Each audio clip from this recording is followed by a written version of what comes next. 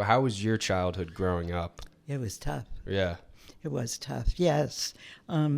Back then, nobody talked about alcoholism or anything. And my father was an alcoholic, so it was not that he drank all the time, he didn't, but when he did, it was a problem. And I remember, unfortunately or fortunately, they owned a bar and a liquor store. Not yet. So I remember on nights, like the weekend nights, I would be alone with my dog, Mister. Mister? Mister. His name was Mister. What kind of dog was it? I know, it was crazy. Yeah. You know, he would be out in the street or something. I'd be calling Mister, and these men would be turning around looking at her. She called me. He calling me? He's My talking to dog. me? Oh, that's my dog, sorry. I know. So how old were you around this time? Probably about 8. 8? That's young. 8 or 10, maybe 10. But it was hard because I was always on edge. And I knew that if my father came home, you know, drunk with my mother, that there'd be fighting. Yeah. And, you know, and I think my mother used me as, how should I say it? I was like the buffer.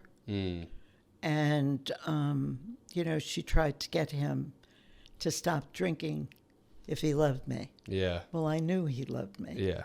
But he, you know, it was just back then. It's a disease. So that, for me, that's why I don't really drink. You know, I have occasional glass of wine, but I don't even do that anymore. Yeah. It just left a very bad taste in my mouth. That is hard. How did it affect you growing up? Like, you had siblings, right? Or did you not at this time? Say that again? Did you have siblings? I had a stepsister, or half-sister that was 10 years older, but she wasn't around. Yeah. You know, I was 9 and she was married. So I was by myself, and it was difficult, very difficult, because I thought that I would have to do something to make it better, and I couldn't. Yeah. So when it came for me to go to college, when I graduated high school, I wanted to go to college, and my mother didn't want me to go away. You know, she wanted to keep me home. So I did go to college for 2 years as a commuter, but it wasn't experiencing the college life. Yeah. So, so that's what I did. But I didn't realize at the time that, you know, that I was her buffer. Yeah. You know, because he would only listen to me. I mean, I remember, it's a funny story now. It wasn't so funny then. But I was pregnant with your father. And I was due, this was July 4th. And I was due, you know, I was like 9 months and ready to go. And my father got himself involved in a card game. Oh, jeez. And he was at, you know, somebody's house, and they were playing for money, you know, big money, I guess. And so my mother said to me, go get your father's keys, because, you know, we don't want him to drive. Yeah. So here I was, Pregnant. 9 months, On the 4th. pregnant, like this. Yeah. And Pop drove me there, but wouldn't come in. Oh, jeez. So I go waddling in. Yeah. And asking for his keys. And he's, you know, come on, sit down. Here's my daughter, and blah, blah, blah, and on and on. But I did get his keys. Yeah. And then we left, and your father was born the next day. I can laugh now. At the time, it wasn't so funny. Yeah, no.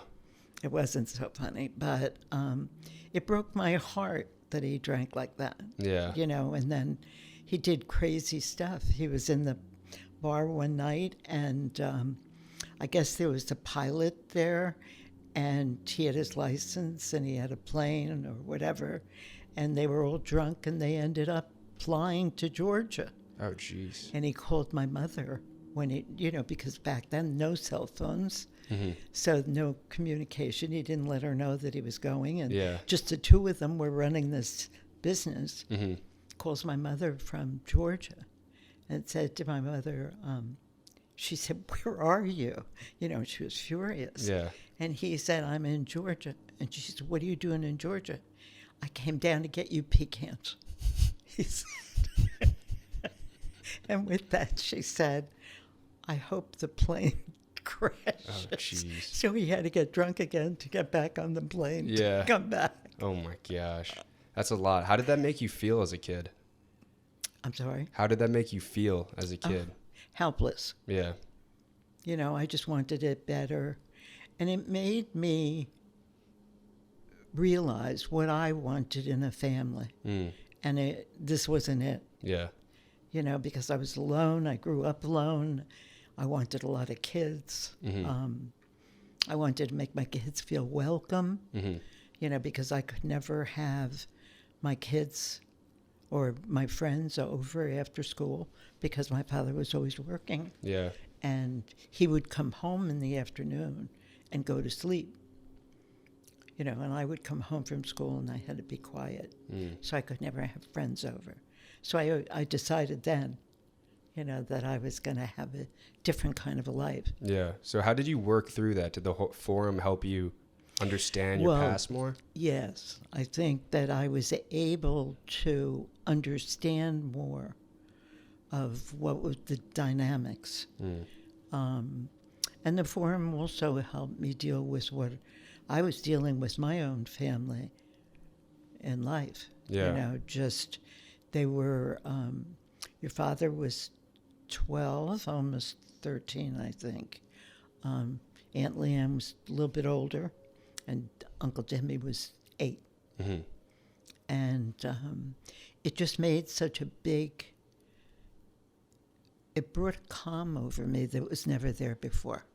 I guess that's what it was. And of course, I came home all gun-ho. And then you could invite your family to come. Yeah. So, of course, Pop came. And in those days, people would run in with balloons and clap and everything else and be really happy. And that happened. And Pop was just sitting there, angry. And I was like, oh, my gosh. And my friend Lee, who got us involved in this, said, and you've got to go home with him. Oh, how was that ride home? It was tough. It was really tough because he was not at all open. He thought that I was brainwashed. And he really started watching my behavior, because he thought this cult came, and I think he was probably concerned I was going to go fly away somewhere. Yeah.